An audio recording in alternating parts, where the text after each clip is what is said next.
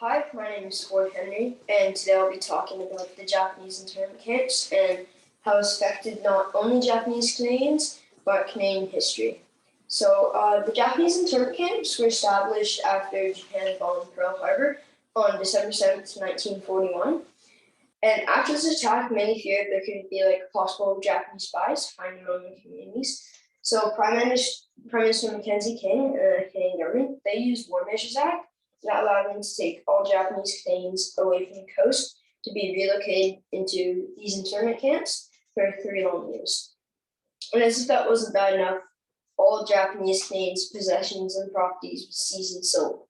And quote here, I'll never forget the overwhelming sadness and sense of disbelief I felt as I paddled my boat and tied it up securely one last time. Harry Yukawa. Everything they worked hard for was now gone, along with hopes and dreams of the future. These honest, hard-working people who had done nothing wrong were the victims of the Canadian government's fear-based response. All these normal people all of a sudden became enemies to the Canadian government just for looking like the enemy. It was shocking to learn about these horrific events that occur in the country that I'm living. For a country that prides itself on its inclusive policies of diversity and multiculturalism, I think it's important that we learn from our mistakes and apologize for our decisions that were not just racist and discriminatory, but life-changing for those who suffered in the hands of the Canadian government. So we've made mistakes and we've apologized, but we aren't done yet. Us as a community must participate to protect the rights of others for a better future and Canada. I'll be just showing you some photos on my board and then a slideshow that I made from the Japanese internment camps. Here are a few photos from my visit to Steveston, where I got to see where the Japanese Canadians worked and lived before they were interned. And then I have a timeline, and that's a picture I drew of a Japanese flag behind bars. And I have a few newspapers from the time when they were interned. I think that's kind of cool that we can look at that. I'll show you the slideshow.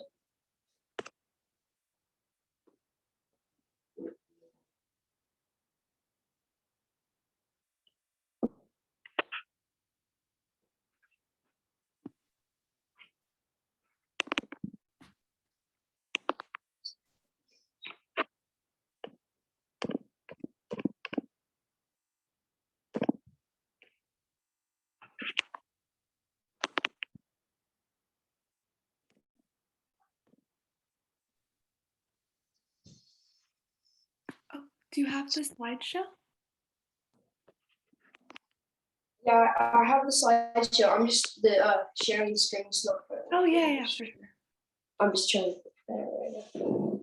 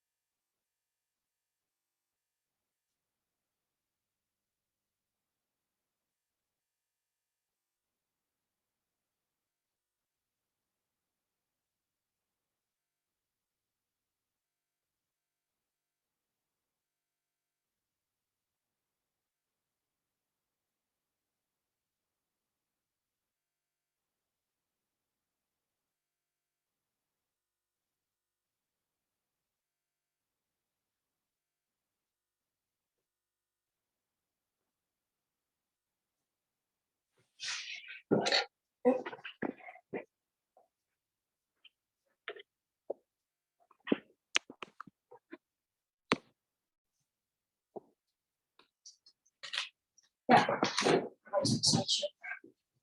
Done.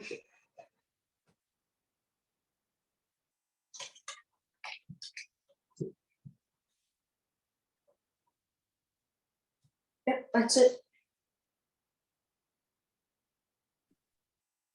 That was amazing. Thank you so much. You did a really, really great job. Thank Um, you. yeah. So, why did you decide to pick this topic? Had you learned about it in school before or heard about it? Um, I chose this topic because honestly, I didn't actually know about the Japanese internment camps before I did this topic, Mhm. and I was quite shocked that I didn't know about this because um I think it's pretty important and big topic, and Yeah. I think it's important that we all learn about it so we can all ensure it doesn't happen again. Yeah, definitely.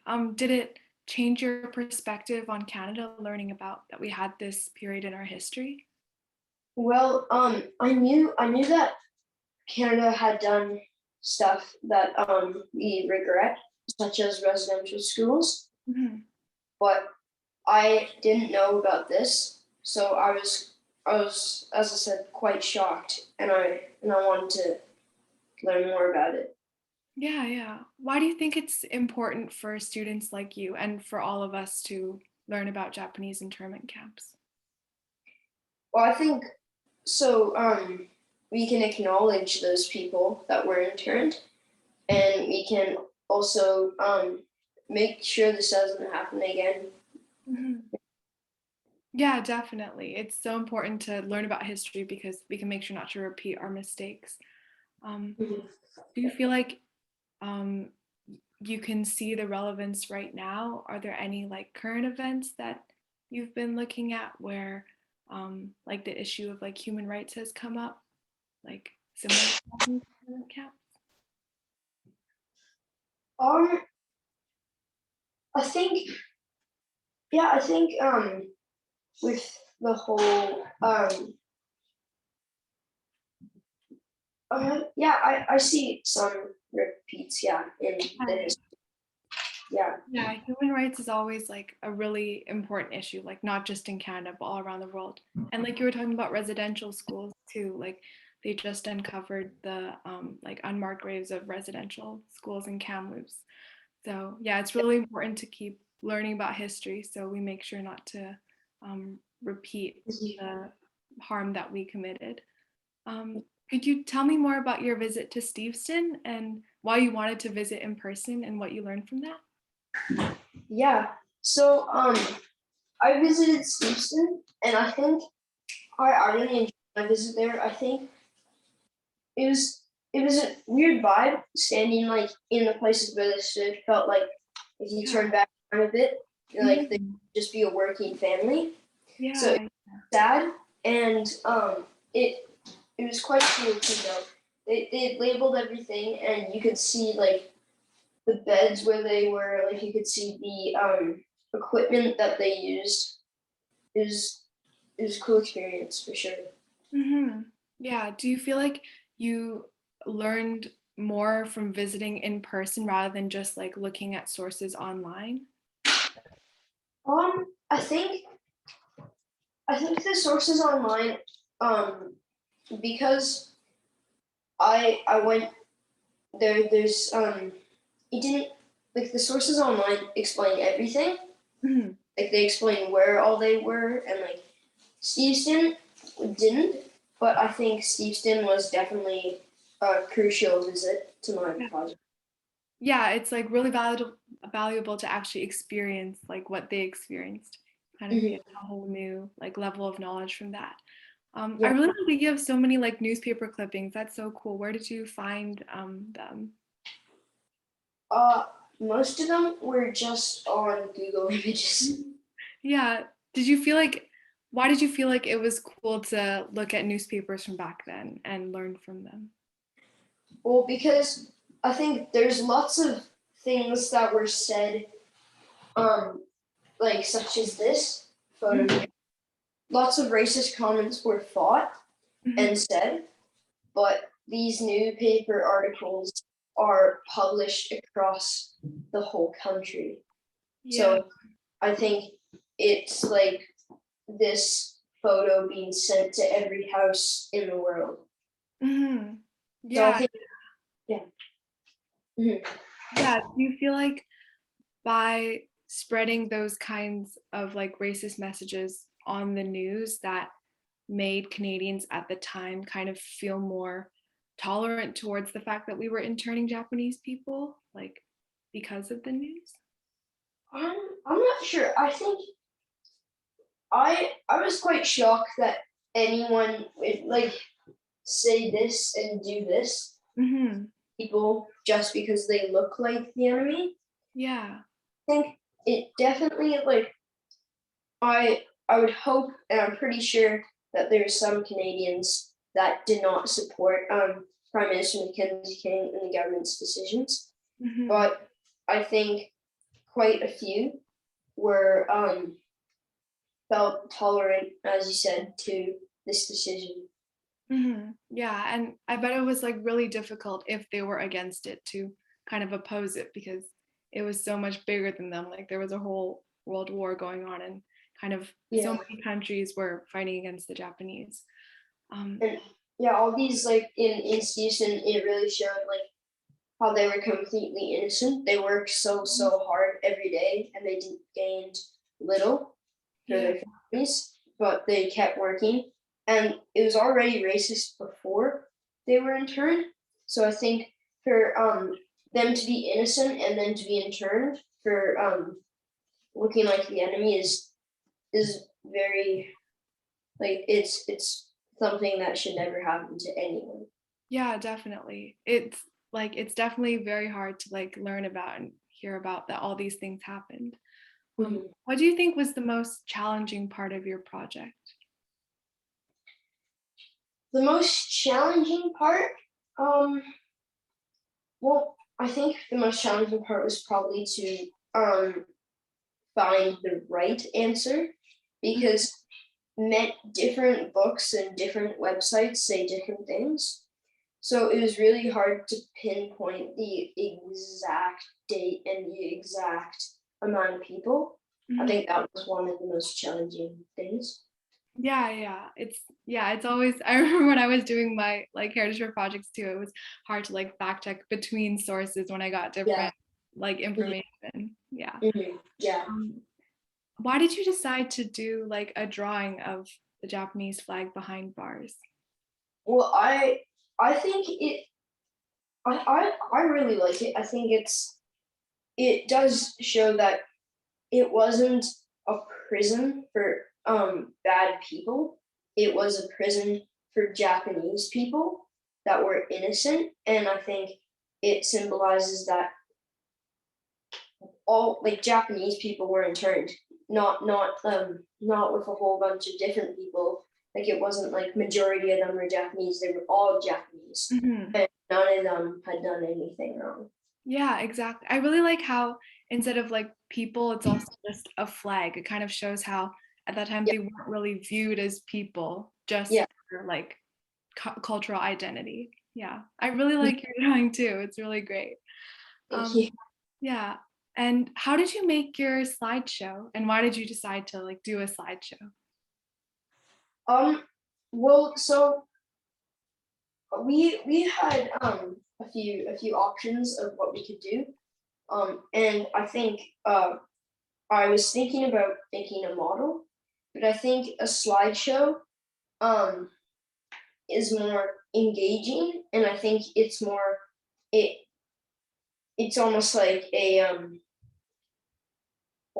a timeline movie. Mm, yeah. And yeah, and I made the slideshow. I chose images that I felt were really impactful, Mhm. and I labeled them all. Like I said what they were pretty much. Yeah. Yeah, I also really like how you put like the sound effects in the background too. That made the images like a lot more impactful as well. Um, Mhm. last question, is there like any advice that you would give to students doing heritage fairs in the future? For like in general or just for this? Just in general, if you like have any tips. Yeah, I think for sure it's worth it. As I said, I didn't know about this topic, and I'm sure there's lots of other topics I don't know about. So I think it's really important that we get to learn about these topics, and it's a great experience and quite it's quite engaging, I think, and everyone should do this. Yeah, Awesome. Thank you so much. I really enjoyed learning about your topic. thank you. Yeah.